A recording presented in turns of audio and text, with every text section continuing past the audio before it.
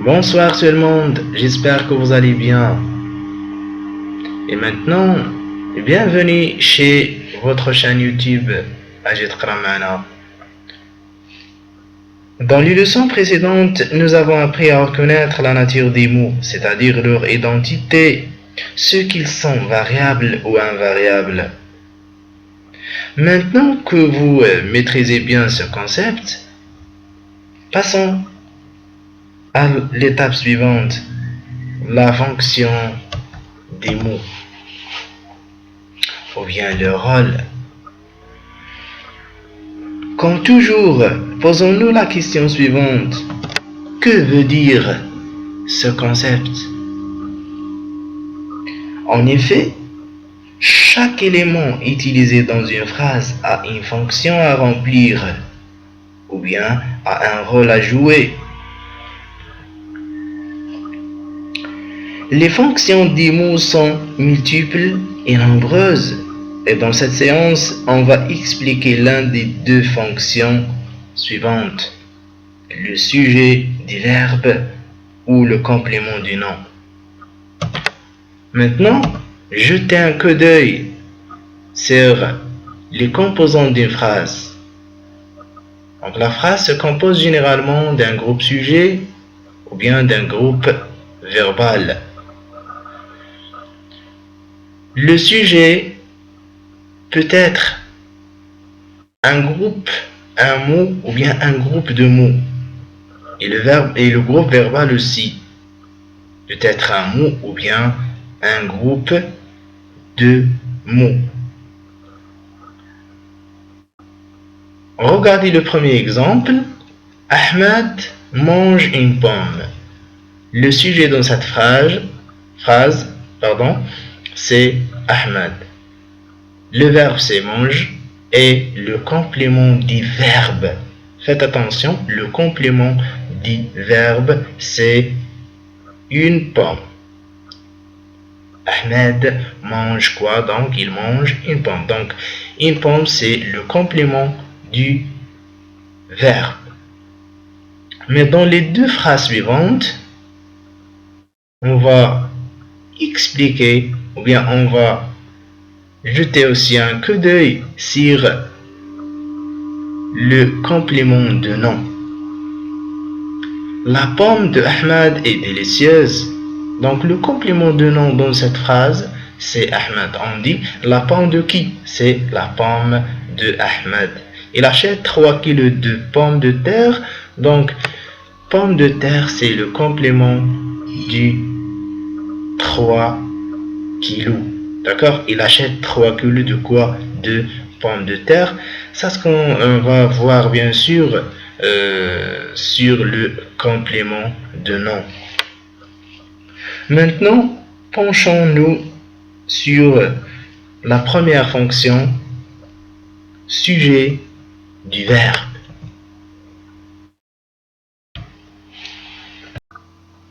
Le sujet du verbe désigne l'être ou l'objet qui fait l'action du verbe. Par exemple, prenons notre exemple modèle. Ahmed mange une pomme.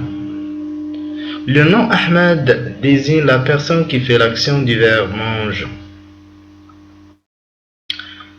Maintenant, on va voir les différents types du sujet du verbe. Commençons par le nom. Le nom peut être un nom propre ou un nom commun. Le nom propre, c'est ce qui désigne le nom des personnes, par exemple Pierre, Samy, Sarah, etc. Ou bien les noms des lieux précis comme les noms des villes, des pays, etc. Par exemple, Maroc, Rabat. Prenons l'exemple suivant. Ahmed fait du sport. Donc Ahmed c'est un nom propre. C'est un nom d'un être humain. Rabat est la capitale du Maroc. Donc Rabat ici, c'est la capitale du Maroc, donc c'est une ville. Donc c'est un nom propre. Le rôle des mots Ahmed et Rabat dans ces deux phrases sont des sujets. Le nom commun. Le nom commun désigne tous les êtres ou objets d'une même espèce. Il a en général un déterminant et il commence par une lettre minuscule. Par exemple, mon maître me donne des devoirs. Mon maître. Donc, maître, il commence par M minuscule et mon, c'est un déterminant possessif. Donc, ça, c'est un nom commun. Sa fonction ici, c'est un sujet du verbe. Passons maintenant aux pronoms. Les pronoms peuvent être des pronoms personnels, comme vous savez bien sûr, je, tu, il, elle, on, nous, vous, il, elle, etc. Par exemple, ils font leur exercice du maths. Donc, il, c'est le troisième pronom personnel du pluriel. Sa fonction ici, c'est un sujet du verbe font. Ou bien, pronom démonstratif, comme celui-ci, celle-ci, ceci, celle-ci, celle-là, etc. Par exemple, ceux-ci sont préférables. Donc, ceci, c'est un sujet du verbe être sont. Donc, ceux-ci sont préférables. Il y a aussi les pronoms possessifs. Le mien, le tien, le nôtre, le vôtre, la mienne, la tienne, etc. Donc, ce sont des pronoms possessifs. Leur fonction dans une phrase, c'est le sujet du verbe, comme ici. Le tien est plus rapide. Donc, le tien ici, sa fonction, c'est sujet du verbe être. Et pronom relatif, qui, lequel, laquelle, lesquels, etc. La voiture qui lui appartient est plus rapide. Donc ici, je joue le rôle, bien la fonction du sujet. Et enfin, bien, il y a le pronom indéfini.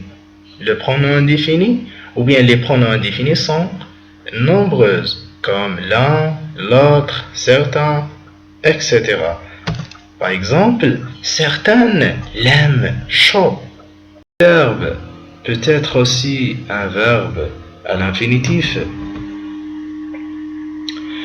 De façon occasionnelle, le sujet peut également prendre la forme d'un verbe à l'infinitif. Par exemple, réviser fatigue les étudiants. Réviser fatigue les étudiants. Donc, réviser, c'est le sujet du verbe fatiguer. Répéter assomme. Répéter assomme. Donc, répéter, c'est un verbe à l'infinitif. Sa fonction, c'est, ou bien son rôle, c'est le sujet du verbe assommer.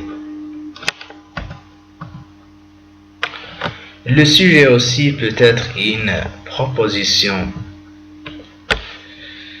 À l'identique, une proposition subordonnée peut également être le sujet d'une phrase. Par exemple, qu'il se souvient de moi est surprenant. Que Ahmed soit parti est plutôt logique. Donc, la partie soulignée dans la première et la deuxième phrase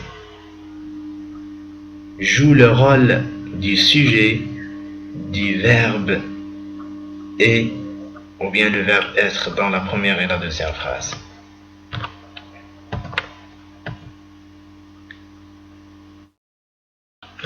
Comme d'habitude, pour avoir telle information sur l'élément ou bien sur les éléments dans une phrase, il faut Posez sans hésiter une question.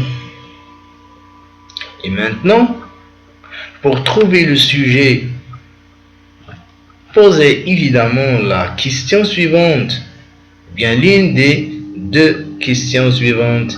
Qui est-ce qui ou bien qu'est-ce qui? Prenons notre phrase modèle. Ahmed mange une pomme. Donc, on pose la question, mais avant tout, il faut chercher le verbe. Le verbe dans cette phrase, c'est mange.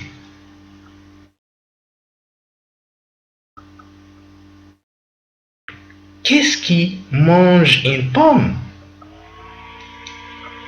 Donc la réponse, c'est Ahmed qui mange une pomme.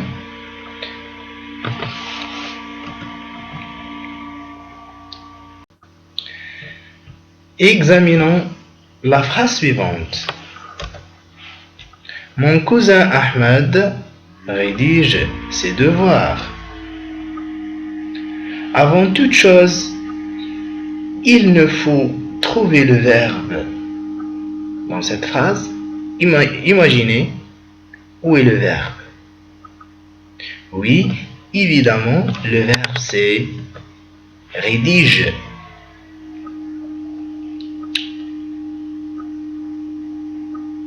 Posons la question.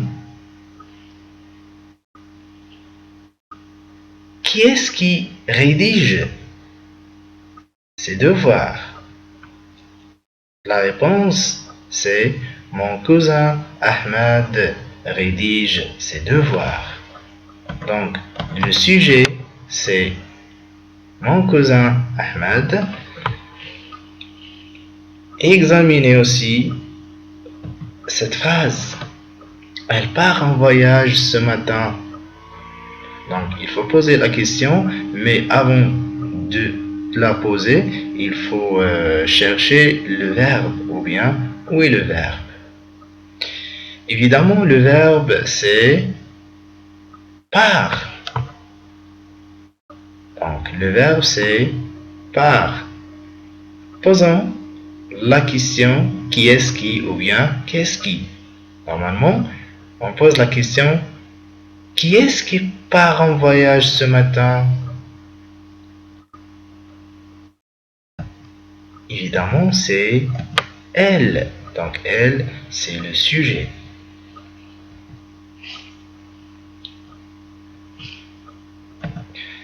Conclusion.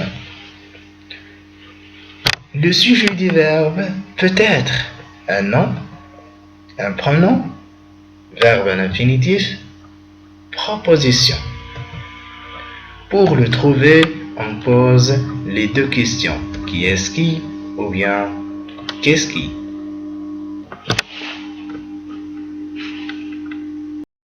Merci d'avoir me donné votre attention. Au revoir. À la leçon prochaine.